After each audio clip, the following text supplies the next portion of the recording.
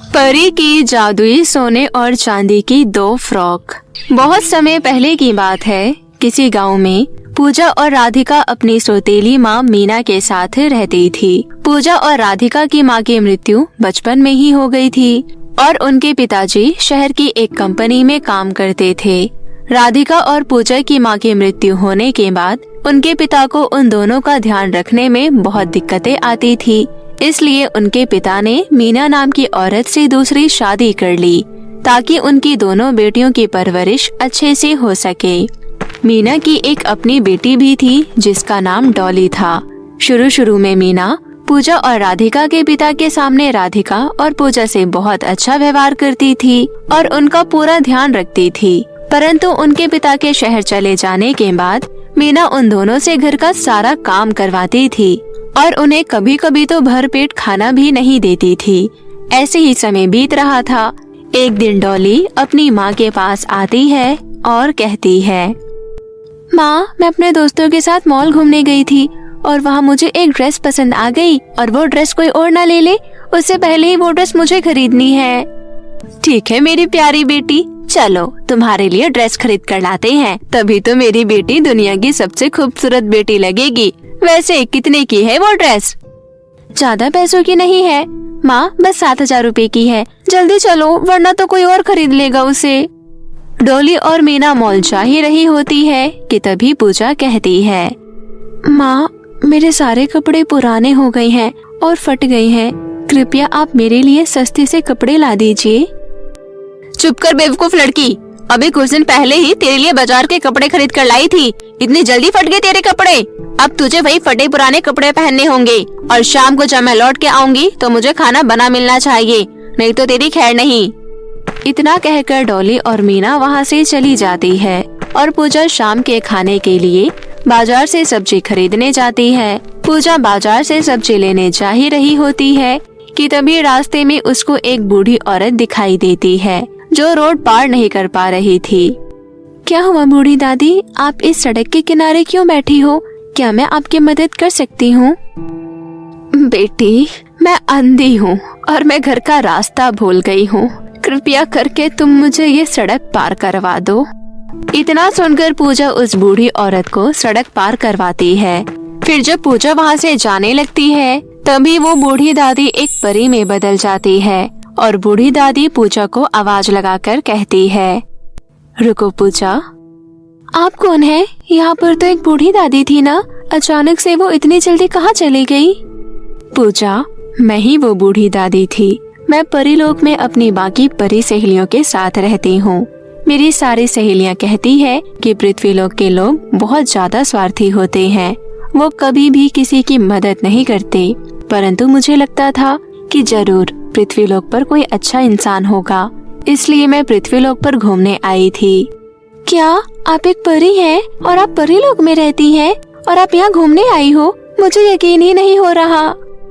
पूजा, मैं यहाँ पर बहुत देर से बूढ़ी दादी के रूप में बैठी थी पर किसी ने भी मेरी मदद नहीं की। मुझे तो लग रहा था कि पृथ्वीलोक पर सच में कोई भला इंसान नहीं है, लेकिन इतने में ही तुम आ गई और तुमने मेरी मदद की, इसलिए मैं तुम्हें कुछ देना चाहती हूँ। इतना कहकर परी अपनी जादुई छड़ी घुमाती है और उनके सामने एक सोने की फ्रॉक प्रकट हो जाती है। ये फ्रॉक तुम्हारी बुरे समय में मदद करेगी। परी जी, अगर आप बुरा न मानो तो मैं एक बात बोलूं? हाँ जरूर बेटी। मेरे घर में मेरी एक छोटी बहन है, क्या आप उसके लिए भी एक फ्रॉक दे सकती हो? उसके कपड़े बहुत पुराने हैं और फट गए हैं। हाँ जरूर बेटी। इतना कहकर परी ने फिर से अपनी जादुई छड़ी घुमाई और वहाँ पर एक चांदी की फ्रॉक प्रकट कर दी। ये लो, ये सोने की फ्रॉक तुम्हें तुम्हारे मुंह मांगे पैसे देगी और वहीं ये दूसरा चांदी की फ्रॉक तुम्हारी सब इच्छाएं पूरी करेगी और तुम्हें कोई भी कष्ट नहीं होने देगी। पूजा परी का शुक्रिया अदा कर वो दोनों फ्रॉक लेकर घर आ जाती है और घर आकर राधिका को सारी बात बताती है।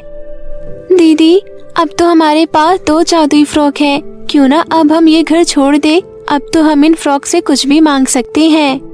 हाँ, वैसे तुम ठीक कह रही हो। माँ के आने से पहले हम दोनों इस घर से चले जाते हैं।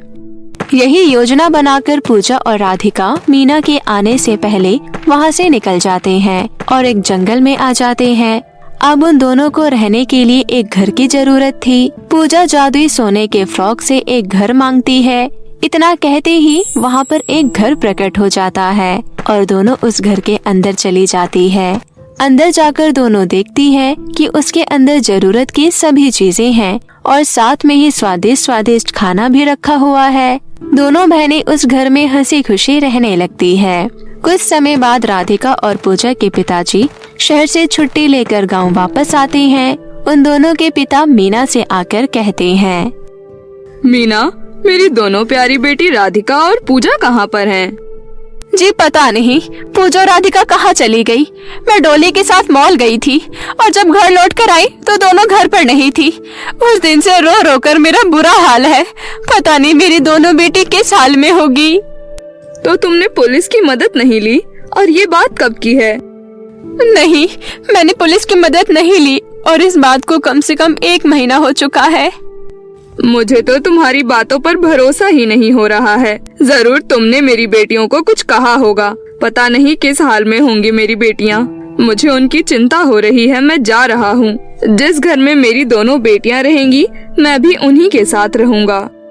इतना कहकर राधिका और पूजा के पिता भी वो घर छोड़ देते हैं और अपनी बेटियों की तलाश में निकल जाते हैं। थोड़ी देर बाद उनके पिता को जंगल में एक घर दिखाई देता है। उनको बहुत तेज प्यास लग रही थी, इसलिए उनके पिता उस घर में जाते हैं और वो देखते हैं कि उनकी दोनों बेटियां राधिका और पूजा बड़े ही प्यार से रह रही है। पूजा और राधिका अपने पिताजी को अचानक से वहाँ देखकर बहुत खुश हो गई और बोली, पिताजी, आप हमारे पास आ गए। हमें माफ कीजिएगा, हमने आपको अपने घर में नहीं बुलाया। वहाँ सौतेली माँ हम पर बहुत अत्याचार करती थी, इसलिए हम यहाँ पर रहने आ गए। उसके बाद पूजा अपने पिताजी को परी के बारे में सारी बात बताती है। ये सब सुनकर उनके पिताजी बोले, कोई बात नहीं मेरी प्यारी बच्चियों, मैं भी तुम्हारी सौतेली माँ को हमेशा हमेशा के लिए छोड़कर आ गया हूँ और अब मैं आगे की जिंदगी तुम दोनों के साथ ही गुजारूंगा। ये सब देखकर तुम्हारी स्वर्गवासी माँ भी बहुत खुश होंगी।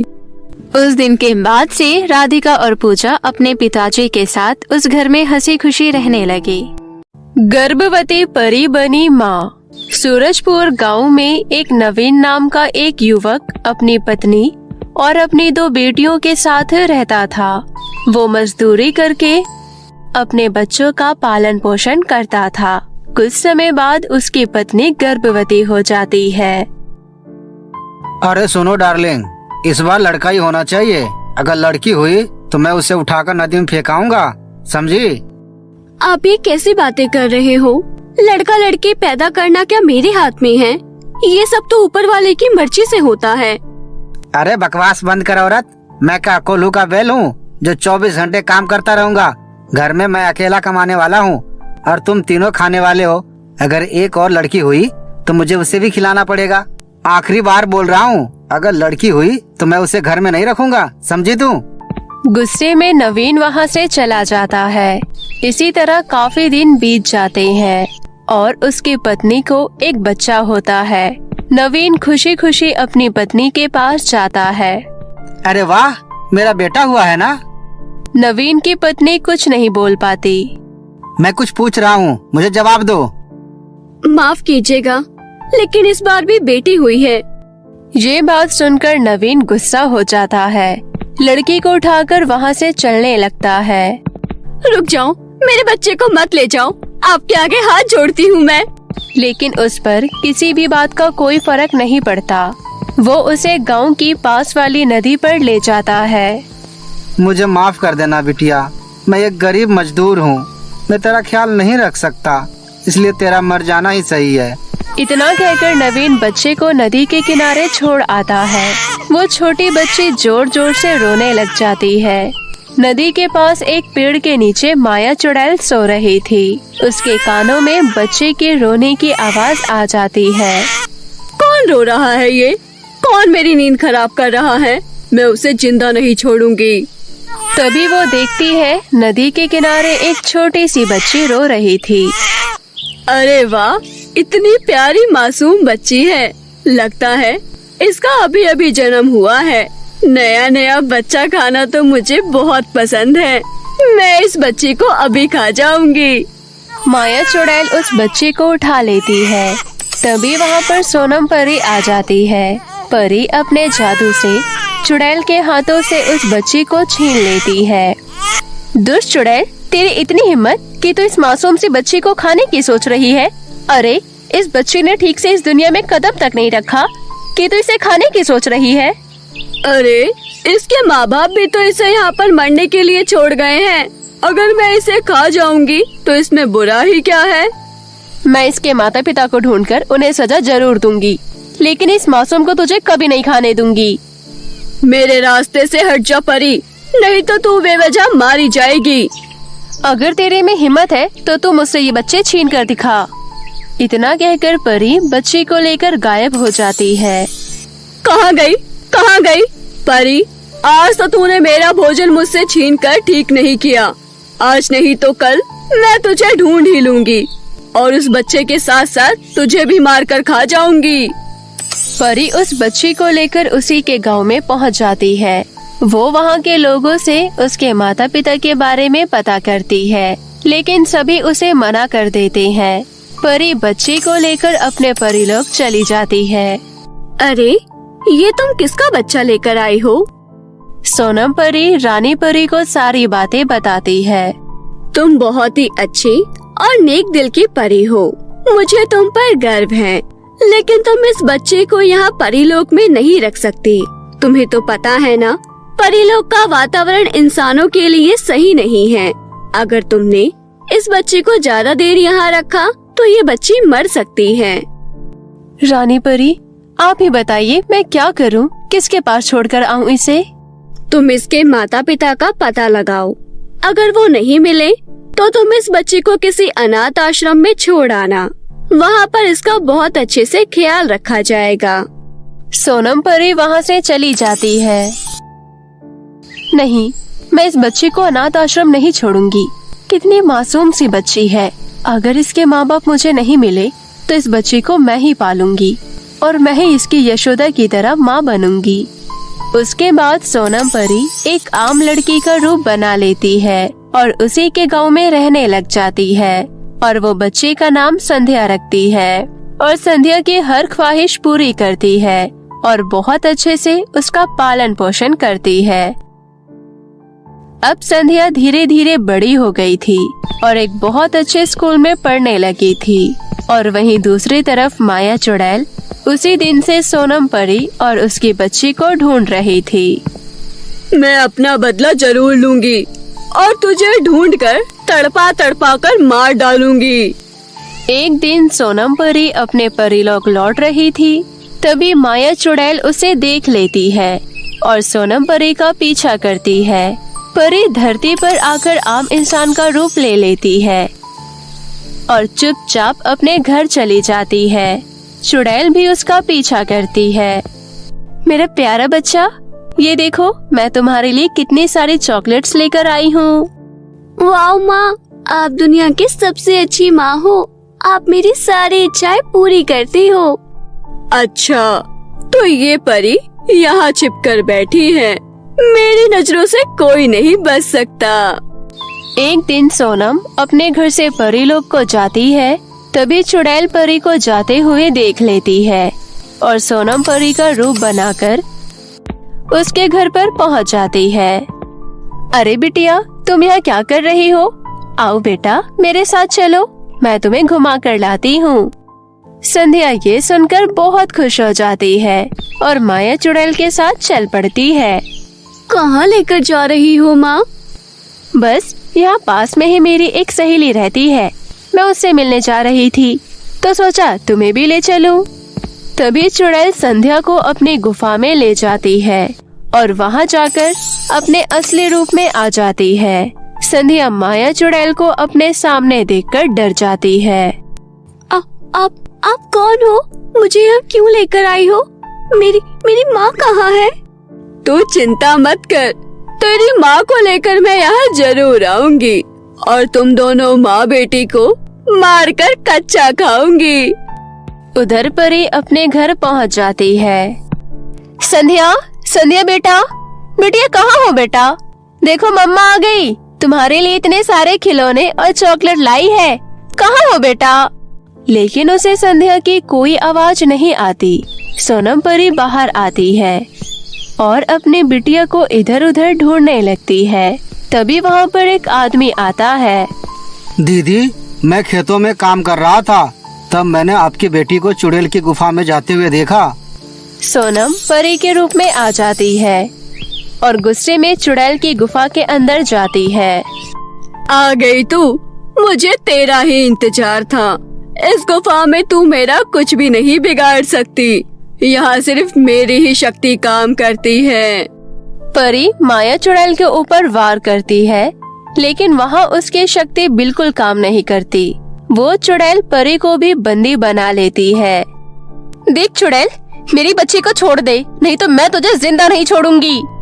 सोनम परी आंखें बंद करके रानी परी को याद करती है और रानी परी को सारी बातें बताती है। माया चुड़ैल दोनों को मारने के लिए अपना चाकू निकाल लेती है। तभी वहाँ पर रानी परी आ जाती है और चुड़ैल पर एक पवित्र जल डालकर उसे जला देती है। चुड़ैल जलकर मर जाती है। रानी परी सोनम परी को और संध्या को आजाद कर देती है। फिर सोनम परी संध्या को अपनी सारी बातें बताती है और तभी गुफा के बाहर गांव वाले भी पहुंच जाते हैं और संध्या और सोनम परी की सारी बातें गांव वाले सुन लेते हैं। तभी वहाँ पर नवीन आ जाता है। मुझे माफ कर दो, ये मेरी बिटिया है। गरीबी की वजह से मैंने इसे मरने के लिए नदी के किनारे छोड़ दिया था। मैं तुमसे विनती करती हूँ, मेरी बेटी मुझे वापस कर दो। मेरी असली माँ और बाप मेरी परी माँ है, जिसने मुझे बचाया, मुझे इतना बड़ा किया। मैं इनको छोड़कर कभी कहीं नहीं जाऊंगी। उसके बाद से ही संध्या सोनम परी के साथ रहने लग जाती है। तो मेरे प्यारे दोस्तों, इस कहानी से आपको क्या सीख मिली हमें कमेंट में जरूर बताएं। और अगर आपको कहानी अच्छी लगी हो तो अपने दोस्तों के साथ भी जरूर शेयर करें। और हाँ दोस्तों, अगर आपने अब तक हमारे चैनल को सब्सक्राइब नहीं किया है तो जल्दी से नीचे लाल बटन दबाकर अभी कर ले। तो मिलते हैं आपसे फिर किसी नई कहानी के साथ। तब तक के लिए आप अपना ध्यान रखें। धन्यवाद।